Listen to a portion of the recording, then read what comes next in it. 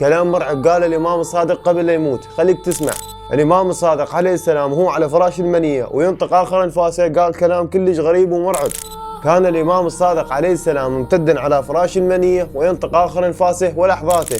وهنا الإمام سلام الله عليه أمر أن يجمعون أقربائه وكل اللي قريبين عليه وعشيرته يجيبونهم يمه، وأيضا بحضور ولده الإمام الكاظم عليه السلام.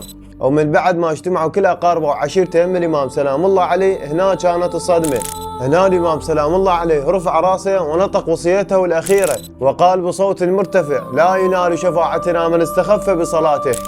يعني الإنسان أو العبد الصالح أو بالخصوص الشيعي المؤمن إذا كان يأخر صلاته أغلب الأحيان بدون أي عذر شرعي، هنا أهل البيت ما تلوح شفاعتهم نهائيا. فهذا الكلام اللي نطق الإمام للمستخف بالصلاة، فما بالك وحالك بتارك الصلاة نهائيا وما يصلي. صراحة كلامه خطير ومرعب جدا بمعنى الكلمة.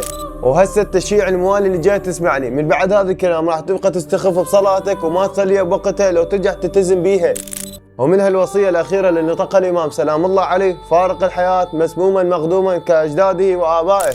وقتل مسموما سلام الله عليه على يد الخليفة جعفر، واستشهد عليه السلام بعمر 68 سنة، ويعتد من أكبر الأئمة الهداة عليه السلام بتاريخ 25 شوال 148 للهجرة. وعظم الله لنا ولكم الأجر بهذا المصاب العظيم بأفضل التعازي والمواساة. وبالنهاية أشوفكم على خير بالفيديوهات الجاية، وفي أمان الله.